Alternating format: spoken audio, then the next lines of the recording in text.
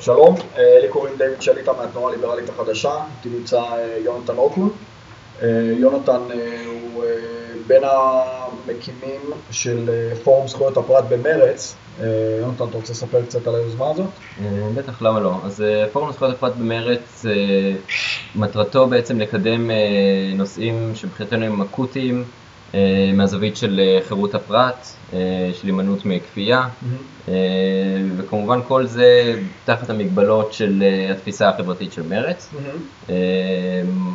המצע שלנו בעצם גובש בשיתוף פעולה של ליברטריאנים, של סוציאל-ליברלים ושל סוציאל-דמוקרטים, לדברים שלדעתנו אפשר ורצוי לקדם במפלגה, ואנחנו מאמינים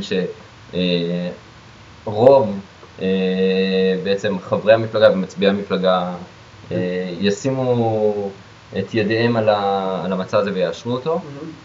ואנחנו עכשיו בשלבי הקמה בעצם, אוספים חתימות, משיגים תמיכה, מפרסמים את הרעיון, ונשמח לתמיכה מכולם.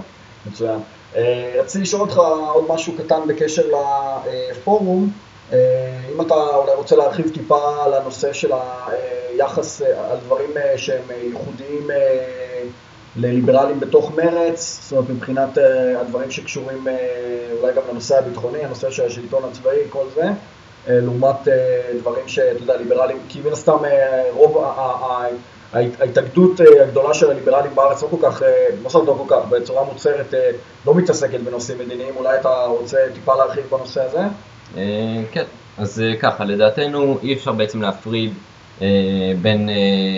בין הנושאים הפנימיים, נושאי הפנים, לבין נושאי החוץ מהפרספקטיבה הליברלית. מבחינתנו שלטון צבאי על יותר מ2 מיליון תושבים, מחוסרי אזרחות ובמידה מסוימת עוינים לשלטון הישראלי, זה פשוט קטסטרופה מבחינה ליברלית. סגר על עזה שבאמצעותו אנחנו בעצם מנהלים את הכלכלה שלהם, זה משהו גם כן שאי אפשר פשוט להתעלם ממנו. ואנחנו בפורום שמים הרבה דגש גם על הנושאים האלה, וזה משתלב טוב עם תפיסת השמאל שלנו. אוקיי, מצוין, זה נשמע מאוד מעניין. חלק מהדברים שאמרת אני יותר מסכים, חלק אני פחות מסכים, אבל מה שאני חושב שגם הליברלים, בוא נגיד, המאוד ניציים בתנועה בהחלט יוכלו להסכים איתו, זה שבאמת הנושא של לשפר את הסחר עם הישות הזאת, זה משהו שבפירוש ישפר גם את היחסים וגם את הכלכלה של שתי המדינות. יש הרבה מאוד מקומות לפי דעתי לשיתוף פעולה, שיכולים בהחלט גם לחזק את הקשר ולעזור לנו לבנות איזושהי מערכת יחסים שקשורה, שבניה מסתובבים לרעיון של שלום, אחווה, שיתוף פעולה וסגסוג. הייתי חושב שאולי שיתוף פעולה יותר טוב היה יכול להביא יותר סגסוג גם להם וגם לנו. שוב פעם, לפי דעתי. מסכים לחלוטין. מצוין. עכשיו, אנחנו נפגשנו היום כדי לעשות איזושהי שיחה בקשר לכמה נושאים שקרו בשנה האחרונה. עכשיו, הסיבה שאני פניתי ליונתן לקיים את השיחה הזאת, זה שפתאום אני ככה לאחרונה התחלתי להתעניין בנושא של האסכולה האוסטרית, מה שנקרא, שזה איזושהי... אתה רוצה להסביר בצורה ממש בסיסית את הרעיון?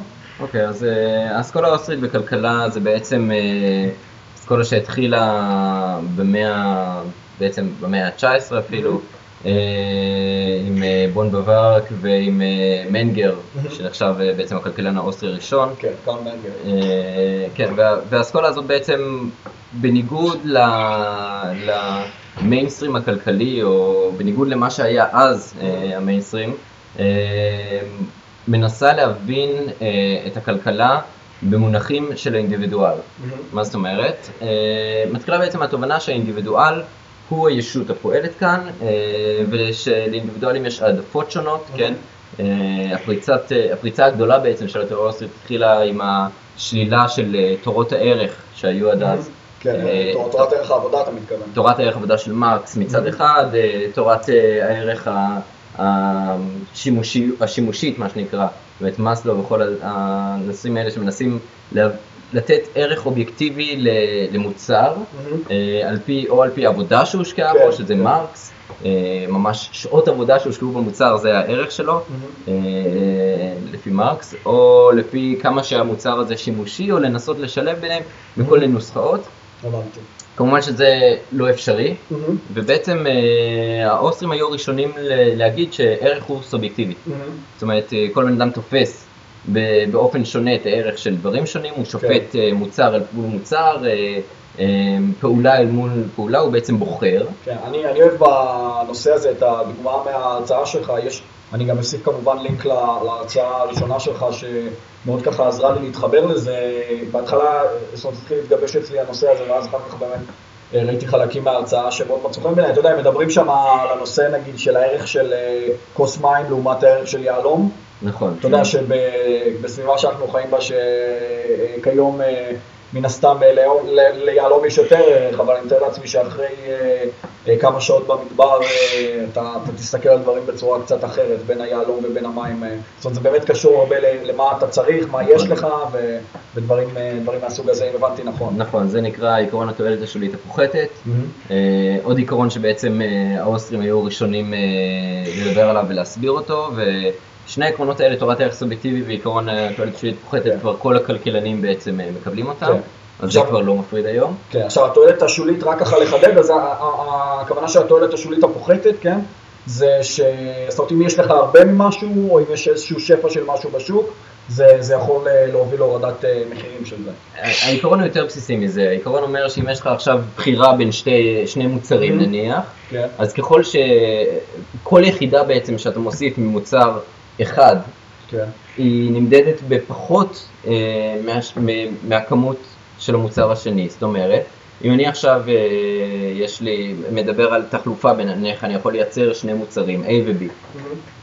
כל יחידה נוספת שאני מייצר של A שעולה לי בעצם מיחידות של B, אני מעריך פחות ככל שיש לי יותר יחידות. הבנתי. אוקיי, כן, זה נשמע, זה דברים שהפכו למיינסטרים לגמרי, הכלכלה הפכו אפשר להגיד אקסיומות? כן, בפירוש. עכשיו תראה, אני רוצה טיפה לדבר עליי, סתם. אני רוצה רגע לדבר באמת על למה אני מאוד התחברתי מבחינה פילוסופית לנושא של כלכלה אוסטרית מהרגע שנתקלתי בזה.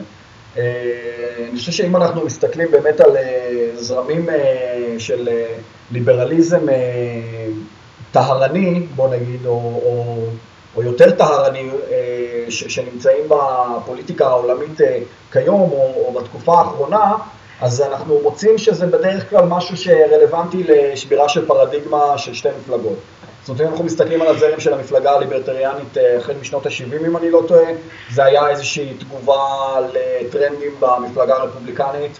אם אנחנו מסתכלים על הנושא של יוקיפ, שזכו עכשיו בבחירות האירופאיות, פעם ראשונה שמפלגה שהיא לא מהשתיים הגדולות זכו בבחירות בבריטניה. זאת אומרת, אנחנו רואים שהנושא של ליברליזם מתגבש לא רק זאת אומרת, הוא מתגבש בכל מיני מקומות בעולם בתור איזושהי אלטרנטיבה שלישית וקונספט של שבירה של פרדיגמה של שתי מפלגות. עכשיו, זה מתקשר לנושא של כלכלה אוסטרית, מבחינתי לפחות, ושוב פעם, אני לא מגדיר את עצמי כבן אדם שיש לו ידע בתחום, אבל מה שאני לקחתי מזה, זה אני מסתכל נגיד על הדברים שהם מרקסיסטים, בוא נגיד אנשים שמדברים על זרם כלכלי מרקסיסטי אומרים, ובישראל ספציפית מכל מיני סיבות הם עוד יחסית מאוד נוכחים, במדינות אחרות פחות, אבל אני מסתכל על זה, ואז אני מסתכל ואני מבין שאוקיי, מה שהם אומרים זה רע מאוד, כן? ההשלכות של הדברים שהם רוצים לעשות, של המדיניות שהם רוצים לקדם היא מאוד מזיקה, אבל אני מסתכל הלכה למעשה, אני רואה שבעצם הם לא אלה שקובעים את הטון. ועדיין אנחנו לא נמצאים בסביבה כלכלית שאפשר להגיד עליה שהיא משביעת רצון. אז אני אומר לעצמי שאם אנחנו לא יודעים לשבור את הפרדיגמה הזאת, שבין התערבות ממשלתית של מה שנקרא קפיטליזם מקורבים, קרוני קפיטליזם וכן הלאה, קיינסיאניזם, זאת אומרת, אם אנחנו לא יודעים לשבור את הפרדיגמה הזאת של או סוציאליזם או קיינסיאניזם, ולא יודעים למצוא את הדרך הזאת באמצע, בעצם כאילו אנחנו לא עושים כלום. כי כאילו או שאנחנו מחזקים זרם אחד שהוא מאוד חזק ופחות מזיק, או שאנחנו מחזקים זרם אחר שהוא פחות חזק אבל מאוד מזיק. ופה באמצע מצאתי שהכלכלה האוסטרית יודעת למצוא איזושהי דרך שלישית שהיא מן הסתם שיטה כלכלית, לפי מה שאני, הראש האינדיבידואלי שלי היא שיטה כלכלית יותר מוצלחת, והיא גם יודעת באמת להתמודד עם השאלה של שבירת הפרדיגמה. זה מה שאני לקחתי מהכלכלה האוסטרית. אני אדייק, האסכולה האוסטרית זה לא שיטה כלכלית, אלא שיטת ניתוח כלכלית, שממנו נובעות בעצם תובנות שהן באמת שונות מהתובנות הקיינסיאניות, בוודאי שהן שונות מהתובנות הסוציאליסטיות, ובואו נזכור קצת ההיסטוריה. בעצם האסכולה האוסטרית, כמו שאמרתי, מתחילה עם מנגר, עם העיקרון היחס אובייקטיבי ותועלת שולית פוחתת, ועם בונד בברק בנושא של ריבית, ואחרי זה בעצם הגיעו שני השמות הגדולים של התיאוריה האוסטרית, שזה הייק ומיזס כמובן. הייק שהיה תלמיד של מיזס, מיזס שהיה תלמיד של מנגר, ובעצם הדיבייט הראשון שהאסכולה האוסטרית ניהלה, או אחד הראשונים, היה נגד הסוציאליזם. אוקיי. כאשר סוציאליזם, הכוונה היא לכלכלה מתוכננת, זאת אומרת, יש לך איזשהו בן אדם שמחליט לאן יוקצו משאבים, או ועדה, או אפילו אם זה בבחירות דמוקרטיות. כן. זאת אומרת, הקצת משאבים שלא נעשית על פי באופן וולונטרי. אם אני יכול שנייה להיכנס פה, אני מצטער שאני קוטע אותך, אבל שמתי לב שכאילו אמרת סוציאליזם ככלכלה מתוכננת. אתה לא מגדיר קיינסיאניזם ככלכלה מתוכננת? קיינסיאניזם זה כלכלה מתוכננת באספקטים מסוימים, זאת אומרת, קיינסיאניזם זה התערבות בכלכלה בתחומים ספציפיים. הסוציאליסטים בגדול רוצים לתכנן את כל הכלכלה, כן? אוקיי. אז כאילו, בסדר, זה הבנתי. אז כן, אז אוקיי. אז רק מה שאני לקחתי מזה, כאילו זה באמת שאתה לא חייב להתנגד, כאילו זאת אומרת, אתה לא חייב להיות בעד השיטה הנוכחית כדי לבקר בעיות שיש שיש בתיאוריות הכלכלה הישנות המרקסיסטיות וכן הלאה. נכון. אוקיי, אז אוקיי, בסדר, אז זה ככה קצה המזלג כלכלה אוסטרית. כן, אני רק אגיד שבעצם הדיבייט השני שנערך באותה תקופה בשנות ה-30 של המאה ה-20, זה דיבייט בעיקר בין הייק לקיינס, שבו הייק בעצם ביקר את התפיסה של קיינס וטען שהיא מובילה למה שאנחנו רואים בתור מחסור העסקים, זאת אומרת למשברים מאוד מאוד גדולים, עיתונים גדולים, קריסות של הבורסה, בדיוק, פיצוץ בועות, וקיינס בעצם טען שיש לו פתרון דווקא למשברים האלה. שלא יהיו יותר משברים. כן, אנחנו רואים איך זה עבד. כן, אוקיי, בסדר, אוקיי, כן, אני מסכים איתך בקשר לזה שאנחנו כאילו באיזושהי, כן, רואים איך זה עבד, אבל פחות גרוע מהמצב, בוא נגיד, במדינות סוציאליסטיות. כן, בברית המועצות ובנצואלה וכדומה, בקובה. שלא מדבר על צפון קוריאה, כאילו זה גם, דרך אגב, הדברים האלה גם מתקשרים לדברים שאמרתי באחד במאי פעם אחרונה, שאני חושב אחת הבעיות הגדולות של אנשים זה כאילו שהם נורא הולכים למקום אמוציונלי בנושא של ברית המועצות, כאילו, אתה יודע, הקומוניסטים היו הרוע הטהור ואיזושהי התגלמות באמת של השטן. עכשיו, הכל טוב ויפה, כן? רק שאתה רואה שבבחירות השניות שהיו בברית המועצות, שבוריס ילצין התחרה בפעם השנייה, הוא התחרה נגד, קודם כל המפלגה הקומוניסטית המשיכה להשתתף בבחירות גם אחרי המהפכה של 91, אז אתה יודע, זה לא בדיוק שהם כמו הנאצים, אתה יודע, פתאום עשו איזה סוג של הוצאה מהחוק וכו'. כן, כן, זה לא היה ברוסיה, ואתה גם רואה שבבחירות השניות כשבוריס ילצין התחרה, אוקיי, הוא ניצח בהפרש ניכר, 60%, 40%. אני לא מאמין שאם היית עושה בחירות דמוקרטיות בגרמניה הנאצית של 1946, הנאצים היו מקבלים 40% מהקולות. זה מה שאני לוקח מזה, כן? לא שאני, אתה יודע, שם דגש כל כך גדול על בחירות, אבל עדיין, אתה רואה שבסך הכל כאילו, כנראה שזה לא נתפס בתור איזשהו, אתה יודע, רוע שחור גם על ידי האנשים שחיו שם, כאילו. שהייתה איזושהי הבנה שזה שלילי, אבל לא ראו את זה בתור... כן, השאלה עד כמה אנשים באמת חיברו בין השיטה הכלכלית לבין התוצאות שהם רואים בשטח. גם נכון. זאת אומרת, הכוונות יכול להיות שהן אולי יהיו טובות, כן? אפשר להתווכח על כמה הרעיון של מרקס הוא רעיון יפה ונאור. כן, אבל זהו, בסופו של דבר אני חושב שכשזה נמדד במבחן התוצאות, אנחנו רואים ששוק שאין לו יכולת לבצע קביעת מחירים, איך זה נקרא? קביעת מחירים גמישה? הקצאת משאבים על פי מנגנון המחירים בעצם, או חישוב כלכלי. חישוב, בוא נגיד שמערכת כלכלית שלא יודעת לייצר בצורה וולונטרית, ספונטנית, איך שלא תקרא לזה מחירים, אז אנחנו רואים את התוצאות של זה. זאת אומרת, כשזו שיטה פחות גרועה, בוא נגיד כמו בישראל, אז אנחנו רואים את הנושא של יוקר המחיה ויוקר הדיור. תכננו, אתה יודע, מישהו החליט שבתל אביב אנשים לא צריכים לבנות כמו פעם, בגלל שעדיף שיבנו בפריפריה, והמחירים בהתאם. זאת אומרת, אנחנו רואים החלטה של השר אטיאס לפני בערך 5 או 6 שנים, ואנחנו רואים את אבל בסך הכל השוק בישראל, בוא נגיד, הוא לא ברית המועצות. ובאמת המצב לא גרוע עד כדי כך, אבל אתה רואה באמת שכשזה מגיע למצבים כמו בברית המועצות ובצפון קוריאה, כשהתכנון הוא ממש ספציפי, אז יום אחד, אתה יודע, אין לחם, אבל פתאום יש המון גפרורים. נכון. אז זה לא בהכרח הרוע, זה יותר הכישלון הביצועי, זה מה שאני לקחתי מזה לפחות. זהו, חשוב להבין שזה לא בגלל שמישהו ספציפי מסוים תכנן באופן לקוי את שוק הדירות, למשל אצלנו. אפשר לראות את זה בארץ שיש לנו בעצם, כשאנחנו מדברים על יוקר המחיה ויוקר המחיה עולה, זו אמירה מאוד מאוד, זו אמירה כללית מדי, גם בצד השני שאנשים אומרים מהימין, מה פתאום, המצב משתפר, תראו, חיים יותר טוב היום. זה ניתוח שהוא לוקח המון תחומים ובעצם עושה מהם אגודה אחת, וזה לא נכון. אם נחלק את זה לסקטורים שונים, אנחנו נראה שיש סקטורים שבהם היום משפחות עניות יכולות לקנות דברים שלפני 20 שנה היו ממש לעשירים המופלגים ביותר, ואפילו הרבה מעבר, כן, אם זה לפטופים ואם זה סמארטפונים ובכלל כל נושא של הייטק. ביגוד למשל, כן, היום אפשר לקנות חולצה בחצי מהמחיר של סנדוויץ' ארוחת צהריים, כן? נכון, כן, אבל לא חולצות של התנועה הליברלית החדשה דרך אגב, אלה נמכרות בתמורה של 50 שקלים, אפשר להזמין אותם וגם לכן תהיה חולצה יפה כזאת דרך אגב, וזה גם תורם לתנועה וזה עוזר לנו לעשות כל מיני פעילויות כאלה.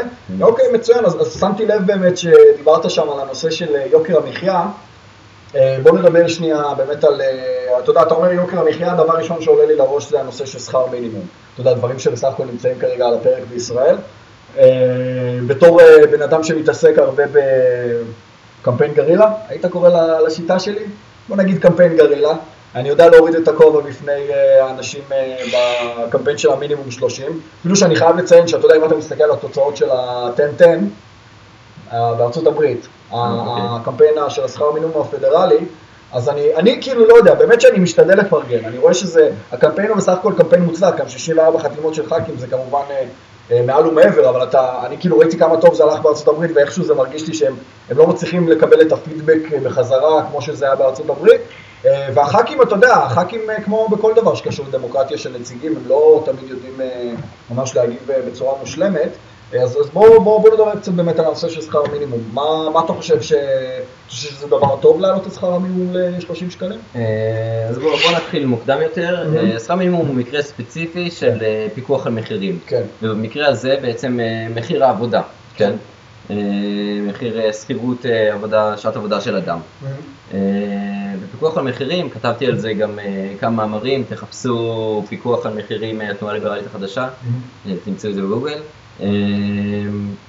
בשביל להבין מה פיקוח על מחירים עושה, בעצם צריך להבין קודם כל איך נקבעים מחירים ומה הפונקציה שלהם בשוק. אוקיי. אז בואו נתחיל מההתחלה. כשאני למשל מחליף עם דיוויד כאן איזה מוצר תמורת מוצר אחר, אני נותן לך ממוצר א', אתה נותן לי ממוצר ב'. מה אנחנו יכולים ללמוד מזה? שאני הייתי צריך ב' ואתה היית צריך א'. נכון, שאני העדפתי בעצם את א' יותר מאשר ב', ואתה העדפת את ב' יותר מאשר א'. זאת אומרת, זה מלמד לנו משהו על העדפות שלנו.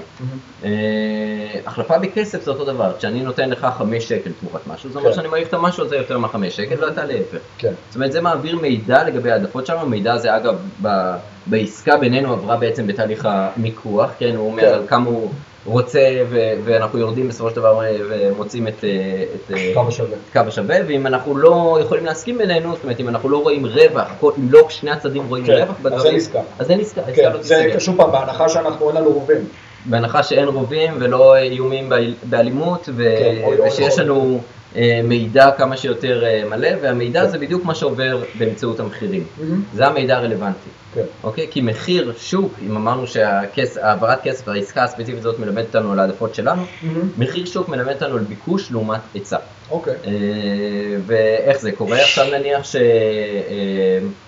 אני יודע, אנחנו מדברים על שנה שכונה, כן? אין כמעט גשם, ובעצם יש פחות חיטה. מה יקרה? אני מעריך שמחירי החיטה יעלו. נכון, יש עדיין ביקוש לחיטה שהוא אותו דבר נניח, והיצע יותר מינימלי, זאת אומרת יש יותר לקוחות ופחות יצרנים שמתחרים עליהם, ולכן המחיר בעצם עולה. עכשיו, העובדה שהמחיר עולה בעצם גורמת לשני אפקטים. א', היא גורמת לאנשים לצרוך פחות, זאת אומרת, היא גורמת לאיזשהו העברה של המידע לצרכנים, שעכשיו יש פחות וצריך לכלכל את זה בצורה חכמה יותר, וב' היא מהווה איתות, סיגנל לעולם היזמי ולהשקעות בעצם. להיכנס לתחום הזה ולנסות להגביר את ההיצע. נכון. המחירים עולים ואנשים מנסים לעשות רווח. נכון, עכשיו זה יותר מזה, המחירים הם יוצרים איזשהו רשת של העברת מידע, זאת אומרת אם עכשיו מחיר החיטה עולה, בעקבות זה מחיר הלחם עולה במאפיות, בעקבות זה נגיד מחיר ההסעדה עולה, וזה הולך עד אני יודע, מחיר הלינה במלון שמשתמש בשירותי ההסעדה, ובעצם עכשיו אנשים, אפילו שהם לא יודעים מה הסיבה בכלל, הם לא יודעים שעכשיו ירד פחות גשם, הם לא יודעים שאני יודע איזשהו גבול נסגר לסחר ולכן המחירים עולים, אבל הם מחלקלים את זה יותר חכם, ומצד שני גם עכשיו לכל נקודה בעצם בשרשרת הזאת, יש בעצם עכשיו סיגנל שאומר, המחירים כאן עלו, בואו תמצאו תחליף, בואו תמצאו תחליף, בואו תיכנסו עוד אנשים, תנסו להגביר את ההיצע, אוקיי, וזה עובד גם להפך, מן הסתם. כן, זה עובד גם להפך, כשהמחירים יורדים, אז המשאבים הולכים לאיפה שהמחירים עלו. אבל מה קורה אם עכשיו, כאילו, יש לנו את כל המערכת הגמישה הזאת, את המערכת הוורסטילית הזאת שיודעת לשנות את המחירים, מה קורה אם עכשיו, אני אומר לך, אוקיי, הכל טוב ויפה, אבל עכשיו אני אחליט לך, אני מחליט מה המחיר. מה יקרה אם זה מחיר שהוא יותר גבוה? מה קורה אם זה מחיר שהוא יותר גבוה? אז מה קורה אם עכשיו אנחנו עושים בעצם פיקוח למחירים? פיקוח למחירים זה להחליט במקום המנגנון הוולונטרי הזה של השוק, בעצם מישהו בא עם רובים ואומר לכם, ואומר לנו, אסור יותר למכור את זה במחיר הזה, אני החלטתי על מחיר.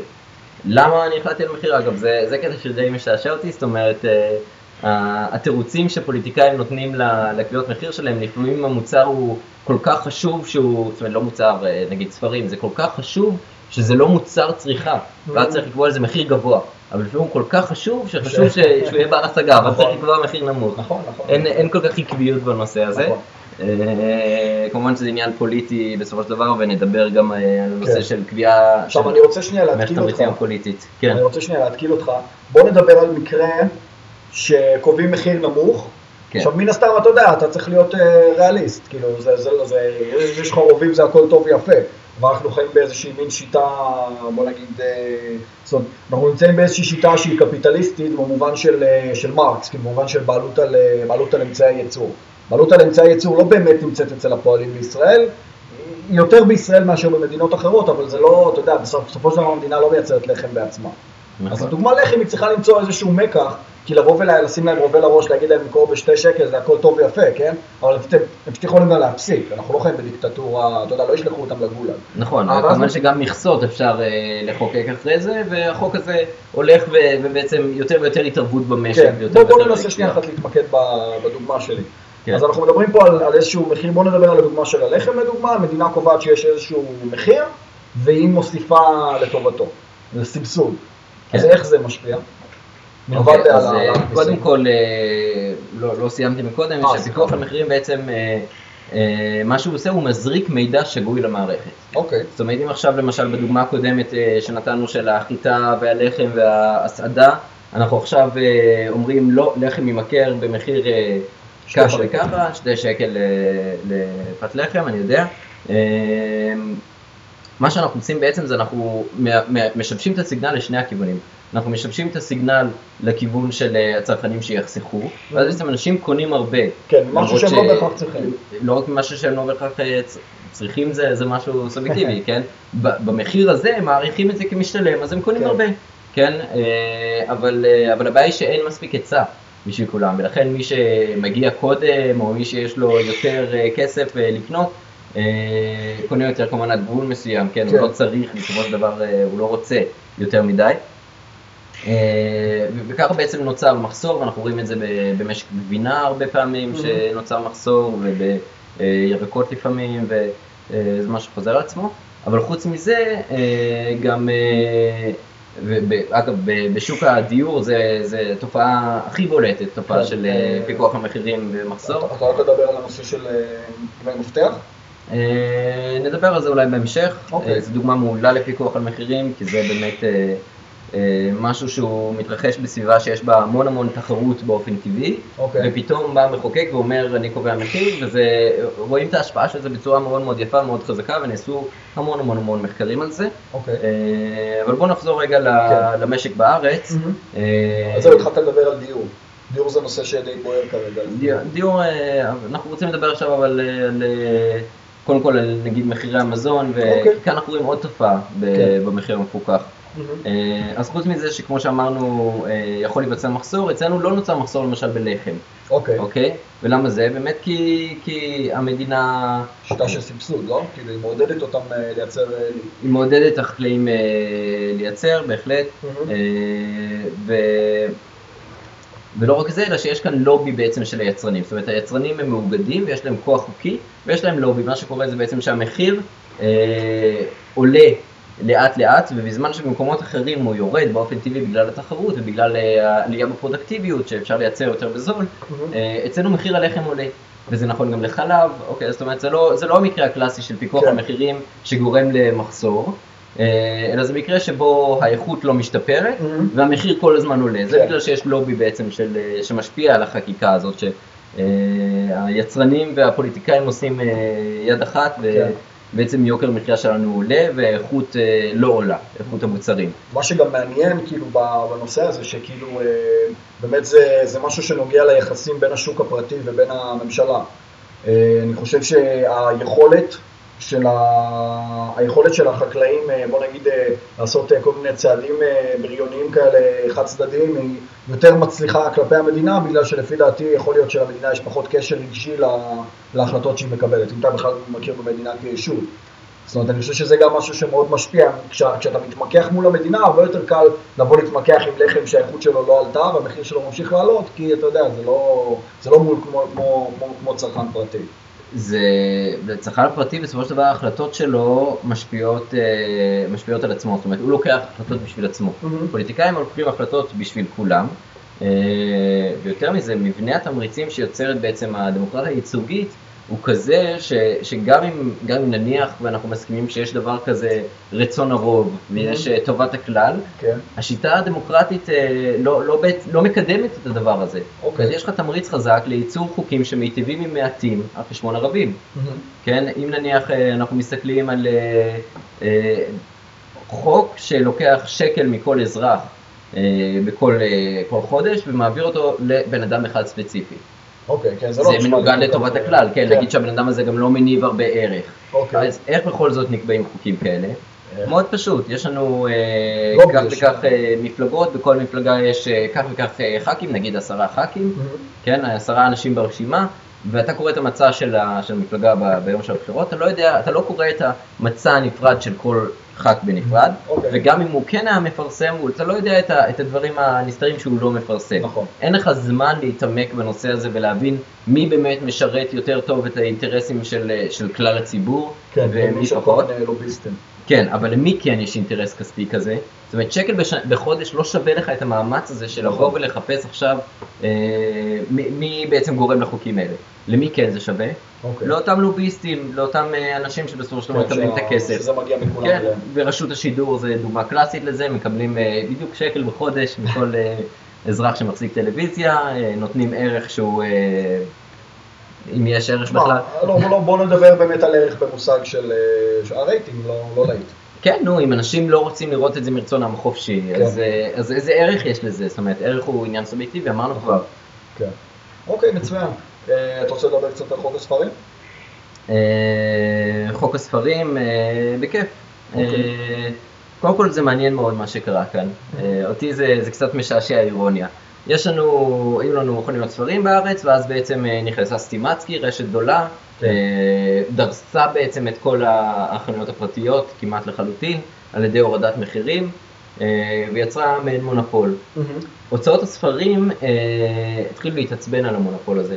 הוא קבע להם תנאים מאוד מאוד לא מוצלחים. מה עשו חלק מהוצאות הספרים?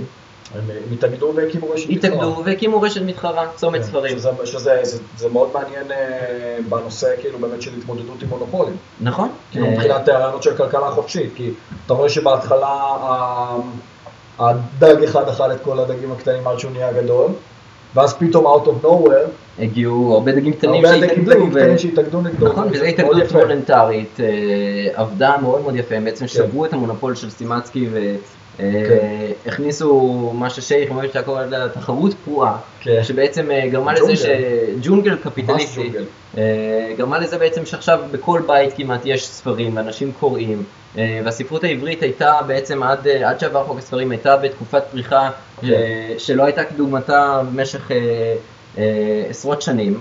המון כותרים. המון כותרים לשנה, ולדעתי גם ספרים איכותיים, אפילו של סופרים חדשים. אני במבצעים האלה של השלוש במאה יצא לי להתקל בכמה שמות חדשים שלא הכרתי, שהתברר לי שהם סופרים מאוד מאוד טובים, מאוד נהניתי מהספרים שלהם. ועכשיו מה שמשעשע בזה, שאותה התאגדות פתאום עכשיו כונתה על ידי הסוציאליסטים איך הם קראו לזה? דואופול. התאגדות אנכית. אוקיי, זה התאגדות אנכית. בוא תספר לי על זה. והם החליטו שזה דבר רע. בוא תספר לי מה זה התאגדות אנכית. התאגדות אנכית זה אומר שעכשיו כל שרשרת הייצור בעצם פתאום הופכת מתאגדת לנקודה, אוקיי? אוקיי, האמת שאת הסיפור הזה אני לא מכיר על חוק הספרים, כן, תמשיך. כן, אז אתה רואה את זה הרבה, אתה מחפש חוק ספרים בגוגל, אתה רואה הרבה פרופוגנדה בעניין של נגד ההתאגדות האנכית, כמה זה מסוכן בעצם לשוק הספרים. עכשיו זה מאוד מצחיק, כן? כי אם היית שואל את הסוציאליסטים, אם החקלאים עכשיו היו מתאגדים ומוכרים באופן ישיר את התוצרת שלהם, ולא דרך רשתות השיווק, האם זה חיובי או שלילי? הם יראו לך, בוודאי שחיובי. רק כמובן שלא מאפשרות להם רשתות שיווק, ולא משנה כבר הסיבות והתירוצים. אבל כאן הנה מה שקרה, כן? ועכשיו הם יוצאים נגד זה. אוקיי. עכשיו, מה האמת מאחורי הסיפור הזה? דבר אליי. האמת מאחורי הסיפור הזה שמי שבעצם עשה לובי מאוד מאוד חזק לחוק הספרים זה סטימצקי. סטימצקי הרגישו שהם לא מצליחים להתמודד עם התחרות של צומת ספרים, והחליטו שהם מקדמים חוק. לדעתי, אם אני זוכר נכון, 200,000 ש"ח הושקעו בלובי לטובת החוק הזה. איריס בראל, המנכ"לית של סטימצקי, התראיינה בהרבה עיתונים וכתבה כמה חשוב לה הספרות, ולכן היא בעצם יוזמת חוק שיגן על הסופרים ויגן על היצירה. בפועל את התוצאות אנחנו רואים כבר היום. כן. לא מגן... קשיים כלכליים בסטימצקי, נכון? קשיים כלכליים בכל רשתות הספרים בעצם, אבל בעיקר קשיים לסופרים חדשים להיכנס לשוק. אוקיי. זאת אומרת, מה בעצם החוק הזה אומר? החוק אומר שיש לך את המחיר המוצע לצרכן שקובעת ההוצאת ספרים. אוקיי. ואם עד עכשיו היה אפשר למכור במחיר נמוך ממנו במבצע. החל מהיום הראשון שהספר יוצא לאור. נכון. מהרגע שהם פרסמים את הספר, אתה יכול למכור אותו באיזה מחיר שאתה רוצה. נכון. שזה ג'ונגל מטורף, היה אפשר לקנות 6 ספרים ב-100, נכון? זה ג'ונגל פראי, תחרות פרועה. אוקיי. כן. ומה בעצם עכשיו קורה? עכשיו אסור במשך שנה הראשונה של כל ספר עברי, לא מתורגם, כן? עברי מקורי, שהוצאת ספרים מוציאה, אסור לתת עליו מבצעים. אוקיי? חייבים למכור אותו במחיר המוצע, וזה המחיר גם שבהמשך, אם הוא לא במבצע, הוא ימחר בו, כן? והוא עכשיו לא יהיה במבצע בשנה הראשונה. והמשמעות של זה בעצם, מי מרוויח מזה? מרוויחים מזה הסופרים שכבר נכנסו בעצם לשוק, שמכירים אותם היטב, כן? אני רוצה דרך אגב, סליחה, אם אני יכול שנייה לקטוע אותך, אני רק רוצה להכניס פה איזשהו משפט, ואני רוצה בכל זאת לציין לטובה את גלילה רון פדר. כן. נכון שהיא אומנם סופרת מאוד ותיקה, אבל, וכמובן שמה בהחלט הולך לפניה, אבל אני רוצה באמת לציין את העובדה שהיא ראתה, לא רחמנא ליצלן הייתי אומר אלטרואיזם, אבל היא ראתה, היא ראתה, בוא נגיד, את טובתם של הסופרים החדשים, והיא ידעה, זאת אומרת, אני מניח שגם... ושל החברה הישראלית, ושל הצרכנים שרוצים לקרוא. ובכל זאת היא הביעה איזושהי התנגדות לספר, לחוק הזה. נכון, כי היא ראתה בעצם, היא אישה ישרה, והיא ראתה בעצם מה החוק הזה עלול לעשות. אז כל הכבוד גלילה רונפלדר. כל הכבוד, ותקנו את הספרים שלה. נוריץ על ג'ינג'י דרך אגב, פה יש את יונתן זה איש הספרים, אני הספר האחרון שקראתי זה ג'ינג'י, אז כן, אוקיי, בסדר, אז מה לדעתך אנחנו נראה, זאת אומרת, ומה אתה רוצה לקחת את זה אולי טיפה למקום יותר אוסטרי, את הנושא של הספרים, אתה מדבר ספציפית על כלכלה אוסטרית? קל יותר לראות את ההשלכות של החוק הזה במובן של איזה תמריצים הוא יוצר ואיזה שוק הוא יוצר, כן, יוצר שוק שבו יש סופרים מעטים שהם הסופרים הוותיקים, שבינתיים ההוצאות מוציאות את הספרים שלהם כי הם יודעות שאין להם בעצם סכנה, כאן כן אנשים יקנו, וסופר חדש שמנסה להיכנס לשוק, כן, הוא יתקשה למצוא הוצאת ספרים שתסכים להוציא את זה, כי ההוצאה אומרת, עכשיו אני מוכרת את הספר במחיר גבוה, זאת אומרת, במחיר שהוא לא מחיר מבצע, אנשים לא יקנו, הם לא מכירים את השם הזה, מי יודע מה יהיה, אולי אני אפסיד על זה הרבה מאוד כסף. הם גם לא יכולים לקבוע מחיר מומלץ נמוך מדי, כי זה המחיר בעצם שקובע לכל אורך החיים של הספר. מה שהיה קורה עד עכשיו, שהמחיר היה בהתחלה במבצע, הסופר היה צובר לעצמו שם, והמחיר היה אפילו עולה, כן, במהלך השנה הראשונה. נכון. אז זאת אומרת, זה איזשהו הימור היו, בוא נגיד ההוצאות ספרים היו מוטות לקחת את האימור הזה, והיום הם לא כל כך רוצות לאמר. נכון, היום הם מפחדות לאמר, ואתה רואה בעצם שהכותרים, הוצאות ספרים מפחדות עכשיו להוציא ספרים חדשים. הוציאו מהר לפני שעבר החוק, הוציאו הרבה ספרים כמה שיותר, ועכשיו אנחנו רואים ירידה בעצם. עכשיו רואים את הירידה. כן, ואנחנו רואים גם ירידה במחירות של ספרות עברית, ובעצם אנחנו רואים את, לדעתי, ממש הרס הספרות העברית.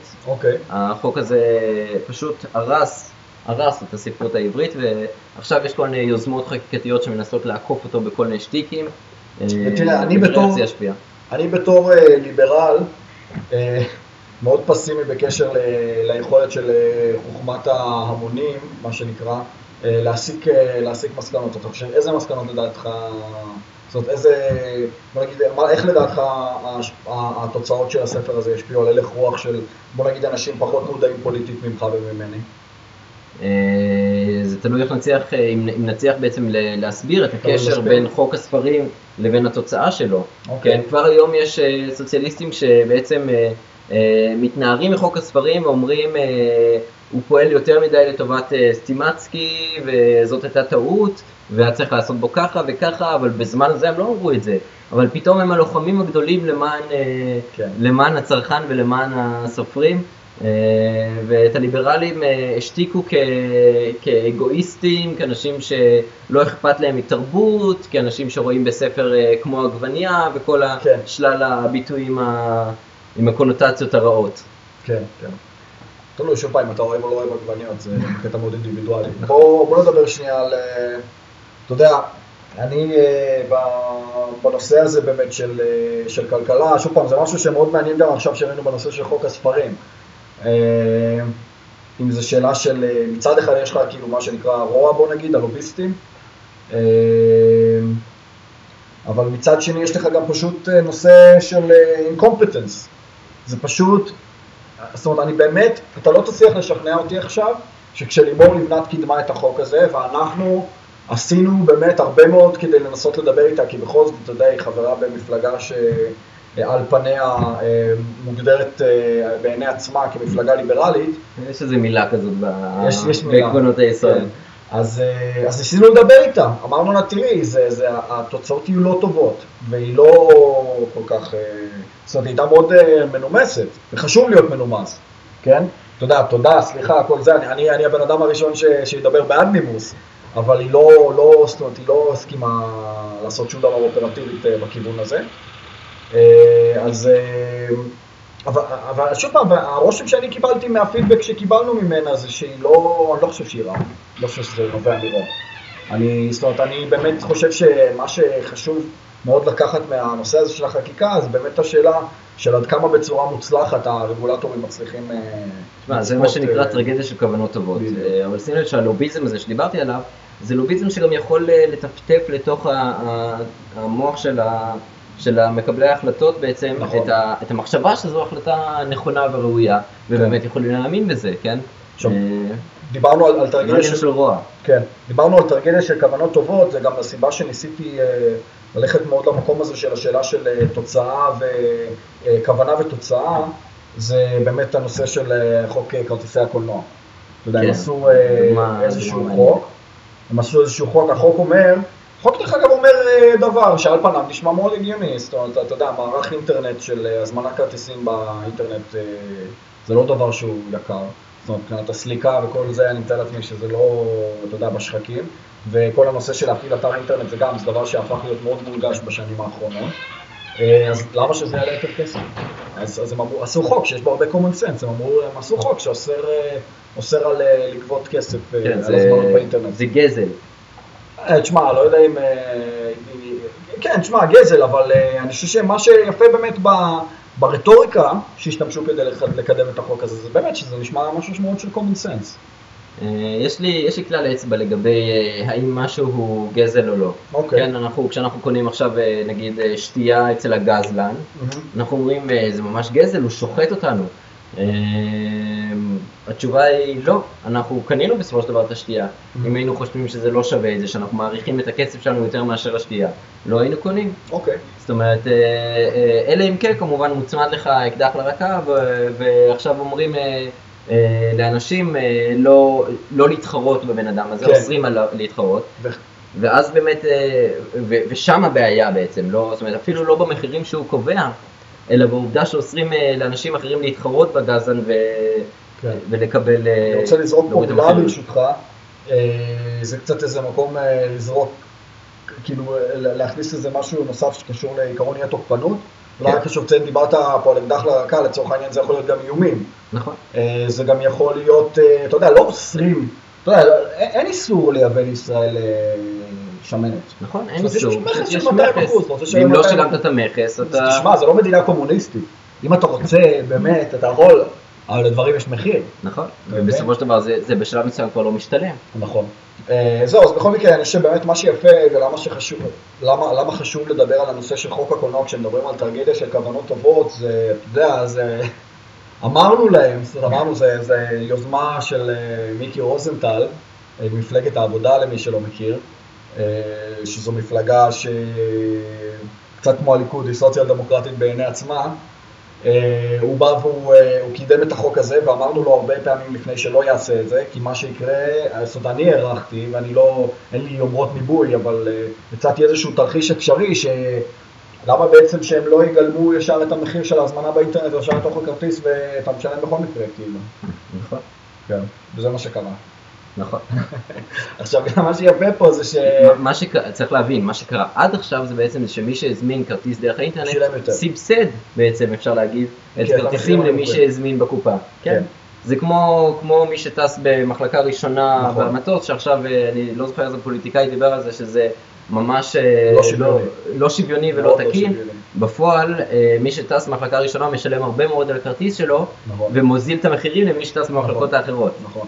אז זהו, עכשיו הסיבה שבאמת רציתי שאני אלך מאוד למקום הזה של הכרטיסים, כשדיברנו על הנושא של טרגדיה של כוונות טובות, זה היה ממש מדהים, כי אני השתתפתי מיקי רוזנטל פשוט עלה עם איזשהו סטטוס, משהו כמו איזה 8 שעות אחרי שהייתה איזושהי, לא יודע, הצהרה, הודעה, משהו כזה, וכמובן אמרנו לו, דבר ראשון שהם יעשו זה להגיד שהם מגלמים את המחיר בתוך המחירים בקופות.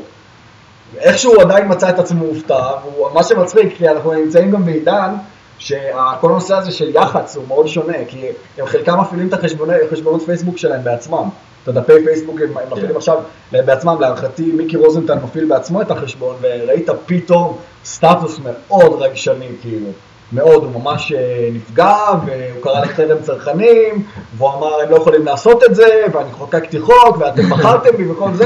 כאילו, ושזה מצחיק, כי כאילו, שמיר סתם סטטוס כזה זה הודעה בכישלון בצורה הכי מובהקת שיש. כן, זה היה ממש שעות ספורות אחרי שלדעתי הוא הגיש את הצעת החוק. כן, ממש שעות, פחות מ10 שעות. עכשיו, זהו, אז מה שיפה פה זה שאתה פתאום, אתה רואה כמה מהר, הרי מה זה אומר בעצם שהוא קורא לנו לעשות חרם צרכנים? עזוב את העובדה שיש פה בעייתיות מאוד גדולה לפי דעתי של זה שנבחרי ציבור מכוונים את הנושא של חרם צרכני, יש פה בעייתיות לדעתי. כמו, זאת אומרת, למרות שאני מעדיף שנבחרי ציבור יכוונו חרם צרכני מאשר שהם יחוקקו עכשיו חוק שאוסר לקנות. כן, אבל זה קצת בעיה, כי אני אגיד לך מה הבעיה שלי, גם אני אמרתי את זה בזמנו בנושא כשפייגלין, לא יודע אם אתה זוכר את הסיפור הזה, פייגלין דיבר בכנסת נגד איזושהי תוכנית של אילנה דיין בעד המתות חסד. אתה זוכר את הסיפור הזה? לא משנה, הוא אמר שם, הוא עלה בכנסת, הוא לא, כמובן, אני רוצה להגן פה על פייגלין, להגיד, הוא לא ניסה לקדם איזשהו חוק או שום דבר בסגנון הזה, הוא פשוט אמר איזשהו נאום בכנסת שמדבר על זה שהתקשורת מעודדת המתות חסד או משהו כזה, שזה טענה שאני דווקא נוטה להסכים איתה, שהם באמת עושים את זה, אבל אני חושב שיש בעייתיות מאוד גדולה, כי מעצם זה שאתה נמצא בתוך סביבה של פוליטיקה, בעצם זה שאתה מחוקק, שאתה רגולטור, כל דבר שאתה אומר, אתה אומר עם אקדח ביד. נכון. ואני חושב שזה מאוד בעייתי גם בנושא של חרם צרכנים, גם בנושא של ביקורת על תוכנית טלוויזיה או משהו כזה, אני חושב שזה מאוד בעייתי. שוב פעם, זה די ושוב לדעתי הרבה פחות בעייתי מאשר חקיקה עצמה, אז הלוואי והם מחוקים כל היום, כן. בהחלט. שוב פעם, וזה גם פחות ביקורת, בוא נגיד, אופרטיבית, זה גם לפי דעתי גם שאלה של, אתה יודע, כאילו אוקיי, עכשיו הוא אומר לעשות חרם צרכני, מה יקרה אם מחר הוא יתחיל להגיד תשתו פפסי במקום קולה? זה גם בעייתי, גם בעייתי לדעתי, גם אתה לקח בחשבון שהבמה שהוא מקבל היא מסובסדת בעצם. מסובסדת, כן, היא גם סוג של איזשהו מונופול. נכון. אתה יודע, כאילו, התבטאויות בכנסת, אין לי יכולת, בוא נגיד, להתחרות על זה, לא משנה, שזמנים יגידו. בכל מקרה, כן, אז זה הנושא באמת של חוק הספרים. סליחה, של חוק כרטיסי הקולנוע, אתה רוצה לתת אולי איזושהי זווית אוסטרית טיפה לנושא של כרטיסי הקולנוע, או שאתה לא מרגיש שיש? הזווית האוסטרית היא עניין ברור כאן, כן? יש כאן פיקוח על מחירים קלאסי. פוגע ביכולת. זאת אומרת, תוצאה, מה שאני יכול להגיד על זה, זה שהתוצאה היא לא בהכרח צפויה. אוקיי? כן. יש לנו כאן מידע שגוי שנכנס למערכת, ומי יודע מה המידע הזה עכשיו, איך הוא ישפיע, אנחנו לא יכולים לחזות את כל ההשלכות. מתכנני הכלכלה חושבים שהם יכולים לחזות את כל ההשלכות. כן. ואני אומר לא, אני יודע שההשלכות יהיו יותר גרועות אם יהיה את התכנון הזה, אם בעצם אנחנו משבשים את הסיגנלים של מה אנשים מעדיפים. ושנייה, סליחה, אני רק רוצה, רק מילה אחת אני רוצה להגיד פה. מה שיפה באמת במה שהכלכלה האוסטרית אומרת בנושא הזה, ואולי אני מבין לא נכון, אני אסיים את זה ותרגיש חופשי לתקן אותי, שאני חושב שבאמת, בגלל שהם באמת לא יודעים, אז זה פחות שאלה של, זה לא חייב להיות בהכרח שאתה מתכנן איזושהי תוכנית שהיא מוגדרת כגרועה, כאילו כמובן שאם אתה מתכנן אותה, אתה חושב לפחות שהיא טובה, אבל זאת אומרת, זה לא בהכרח שאלה של זה שמרקסיזם זה תוכנית גרועה וקיינסיאניזם זה תוכנית טובה. אתה מבין, כאילו נגיד בנושא של החוקים האלה, יכול להיות גם שאתה מקדם חוק, אני יודע מה, שאולי בן אדם שכן מבין טיפה בכלכלה יכול באיזושהי צורה לקבל רושם שהוא חוק חיובי, כמו לדוגמה החוק של הסבסודים שאינטל מקבלת, לדוגמה. לא חיובי לדעתי? כמובן שגם לדעתי הוא לא חיובי, אבל אתה חייב להסכים איתי שבוא נגיד שאם אתה רק מסתכל על הרעיון של ייצור מקומות עבודה בטכנולוגיה עתירה, אז נגיד אם זה היה נוצר בצורה אורגנית, טבעית, אז זה דבר חיובי. עם זה אתה מסכים. נכון. אז מה שאני אומר שזה יותר השאלה של התכנון, התכנון עצמו הוא לא טוב ולא שאלה של תכנון טוב לעומת תכנון גרוע, זה מה שאני לקחתי. נכון, התכנון עצמו הוא לא טוב, עצם זה שאתה עושה עכשיו בצורה מאוד מאוד קשיחה, אתה אומר כולם עכשיו חייבים לעשות ככה ולא עכשיו לאפשר להשתנות, זה בעצם מה שקורה, זאת אומרת, התנאים לא בכל מקום ובכל זמן הם אותו דבר. יכול להיות שבבתי קולנוע מסוימים צריך להיות מחיר נמוך, לאולמות מסוימים צריך להיות מחיר יותר גבוה, זאת אומרת, אתה לא יכול להכיל, אין one size fit all בכלכלה. עכשיו, זה גם, זאת אומרת, אני רוצה פה להכניס את האנקדוטה השנייה שלי, ההחלטות, בוא נגיד, הם התקבלו, ההחלטות העסקיות הם התקבלו בסופו של דבר. עכשיו עולה השאלה שלהם התקבלו על ידי היזם, השוק הפרטי, איך שלא תקרא לזה, או הממשלה. עכשיו איך שאני מסתכל על זה, היתרונות בוא נגיד של החלטה של יזם לעומת החלטה של ממשלה, שהיזם מקבל החלטה קודם כל שהיא מאוד, האינטרס שלו הוא מאוד מובהק. יש לו אינטרס מאוד מובהק לקבל החלטה שתניב תוצאות חיוביות, כי זה משפיע על רמת החיים שלו מן הסתם. עכשיו חוץ מזה הוא מתעסק בתחום מאוד קטן, זאת אומרת דוגמה נגיד דוכן פלאפל באפולה, סביר להניח שהוא מתמצא בגיאוגרפיה אפולאית ובתחום כלכלת הפלאפל. כנראה יותר מהפוליטיקאים. בדיוק, עכשיו הפוליטיקאי מאידך גיסא, הרגולטור, קודם כל אין לו פשיטת רגל, אין לו כזה דבר, גם אם ההחלטה שהוא מקבל היא הכי גרועה, אוקיי, יכול להיות שהוא לא ייבחר עוד פעם לכנסת, אבל הוא לא, זה לא יגמור לו את החיים, בוא נגיד את זה ככה, הוא לא יפסיד את הבית שלו, הוא לא יהפוך למיליארדר אם זו ההחלטה תהיה טובה, אבל הוא גם לא יהפוך לעני אם ההחלטה תהיה לא טובה, שזה גם איזושהי בעיה עם ההחלטה הזאת. וגם הנושא של באמת המאגר מידע, כשאתה מקבל החלטה להעלות את השכר של המנקה בדוכן פלאפל שלך, בגלל שאתה יודע שיש עכשיו הרבה דוכני פלאפל חדשים ואתה צריך להתחרות על המנקים, אז אתה, שוב פעם, אתה מתמצא בזה, אבל כשאתה רגולטור ואתה מחליט להעלות את שכר המינימום ל-30 שקלים, הם לא יודעים שום דבר על דוכני הפלאפל בעפולה.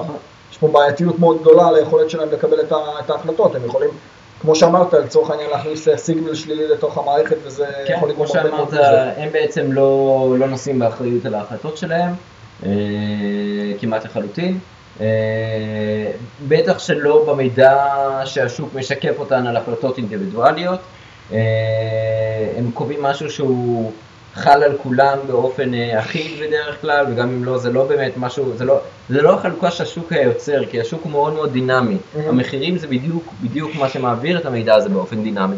בדיוק המנגנון שנדרש. והם בעצם מתעלמים מהמנגנון הזה, ואם אני עכשיו, אם למשל אנחנו מדברים על הכוח שיש להם על החיים שלנו, אז אם אני עכשיו משלם למשל, עברתי מפעיל סלולר לפני שבוע, אז זה מה שאני יכול לעשות גם עכשיו, כן? אני יכול לעבור מפעיל סלולר, אגב, זה לא תמיד היה ככה, כי שוק הסלולר היה מאוד מאוד מאוד ריכוזי, ונושא של התחייבויות זה גם נושא מעניין שאפשר לדבר עליו, והאם יש בזה, מבחינת השוק, זה רציונלי או לא, והאם זה יגרום למפלה של חברות מסוימות או לא, לא משנה, לא ניכנס לזה עכשיו. אני יכול היום למשל לקנות אוכל במקום אחד, מחר לקנות אוכל במקום אחר, בחירות יש פעם בכמה שנים. כן, כן. וגם אז אין לנו כל כך יכולת לעצב באמת מי יהיו מקבלי ההחלטות ואיזה החלטות תקבלו, כמו שדיברנו מקודם. אוקיי, בוא נלך פה לקראת סיום. אני רוצה לראות לך טענה אחת אחרונה, לפני שאנחנו באמת מסיימים את השיחה הזאת. תראה, אני הייתי בדיבייט של התנועה הליברלית החדשה, שהשתתפו בה אמיר וייטמן וגיא קדם, שעשו דרך אגב עבודה בהחלט טובה. בדיון יצא לך לראות אותו? כן, הייתי שם. נכון מאוד. גם אני הייתי שם. אז בכל מקרה, אז כן, אז בדיבייט שם הם העלו נקודה של, תשמע, שכר המינימום לא מעלה את האבטלה. זה נכון אתה חושב? כי אני יודע שהיו הרבה מקרים של העלאה של שכר המינימום, שלא הובילו לעלייה באבטלה. אוקיי, אז קודם כל, עלייה באבטלה זה מושג מאוד מאוד כללי. כן, האבטלה, בוא נבחין בין שני דברים. יש את האבטלה, שזה בעצם מדד שבודק כמה אנשים רשומים בעצם ללשכת התעסוקה מחפשים עבודה, ויש בעצם את שיעור ההשתתפות, שזה בודק כמה מהאזרחים עובדים. זאת אומרת, אנשים עכשיו שלא עובדים וכבר התייאשו מלחפש עבודה, לא נספרים באבטלה. אוקיי. זה א', ואני מניח שהרבה מאוד, שיעור ההשתתפות למשל באוכלוסייה החרדית ובאוכלוסייה הערבית, הם מאוד נמוכים יחסית לשאר האוכלוסיות. זאת אומרת, הרבה מאוד מהנזק שיש, ויש. אני יכול שנייה לעצור לך, סליחה. בוא נצא מנקודת הנחה שהטענה שלי היא שזה גם לא מוריד את האחוז השתתפות.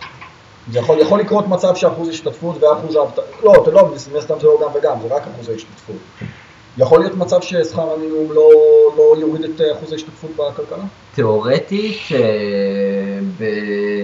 מאוד מאוד לא סביר, אני לא מאמין שזה יכול לקרות. זאת אומרת, עכשיו, שוב, עוד משהו שאני רוצה להגיד זה שהשוק כל הזמן עובר שינויים, כן?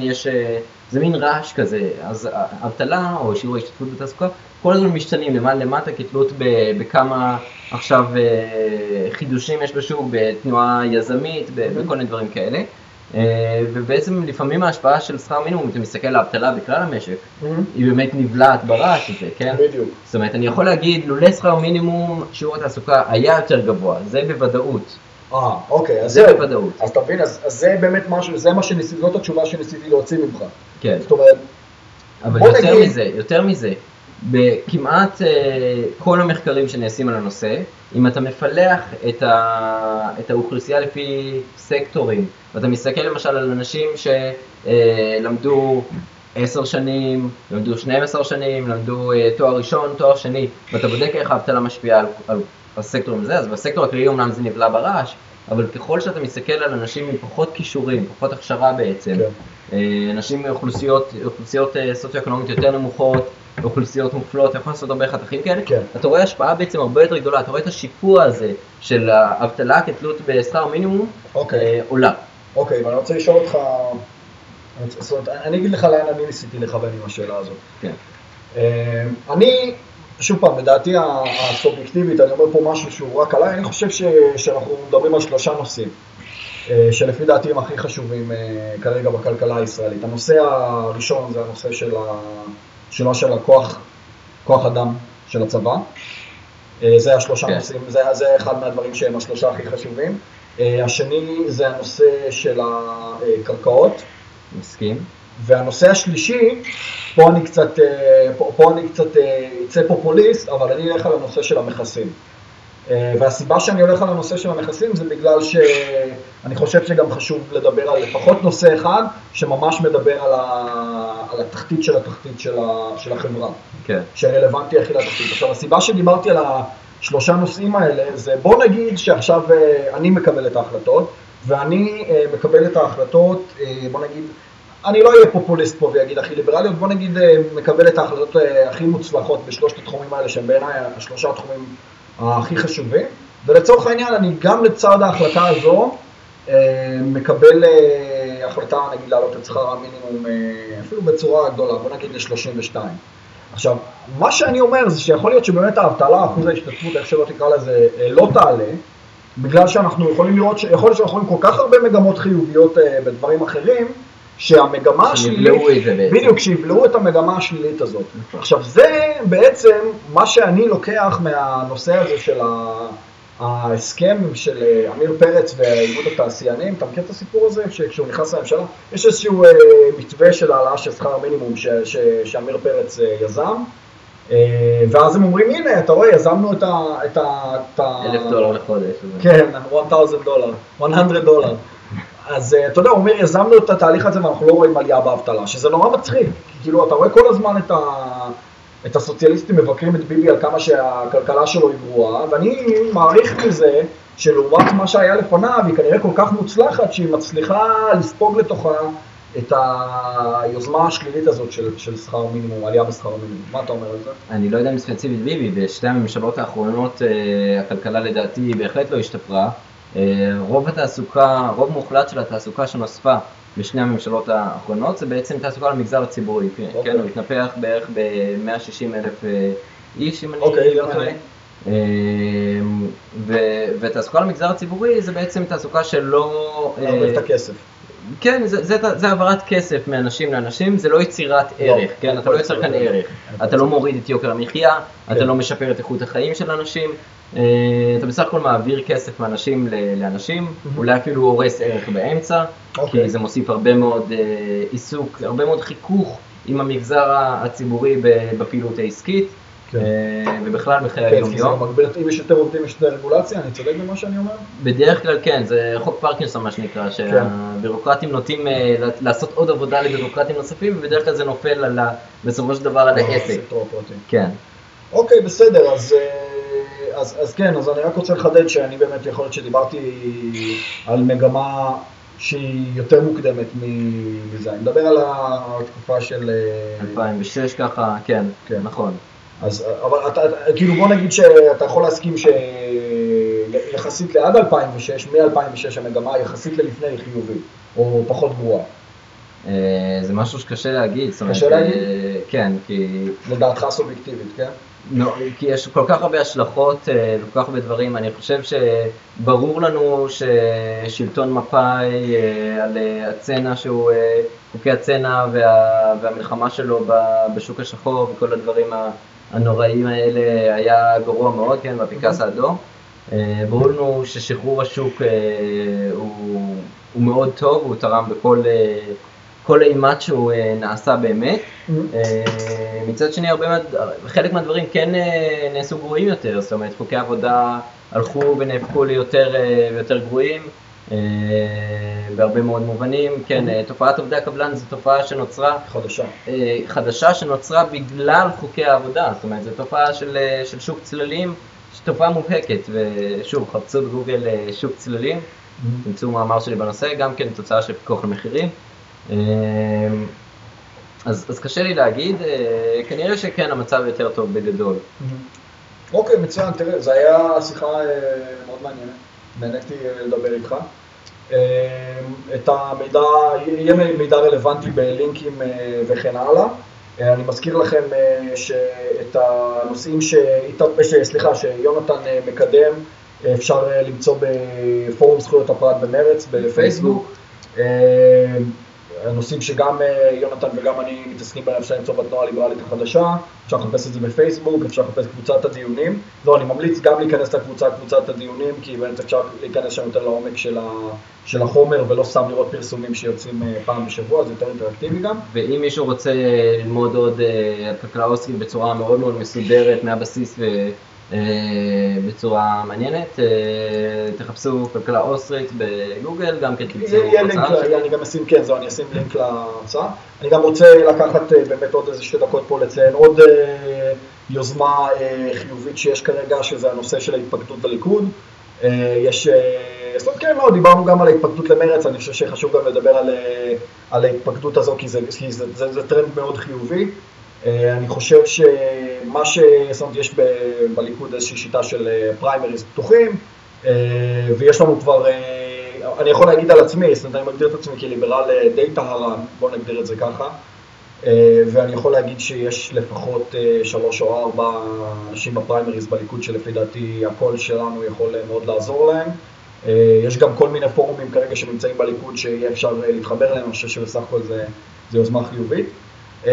זהו, אנחנו אומרים לכם להתראות. כל ליברל שמתפקד זה מטרה טובה. חשוב מאוד, גם חשוב להתפקד למרץ, גם חשוב להתפקד לליכוד. העבודה שיונתן עושה במרץ היא גם עבודה מצוינת. כן, אז... עד הפעם הבאה. ביי.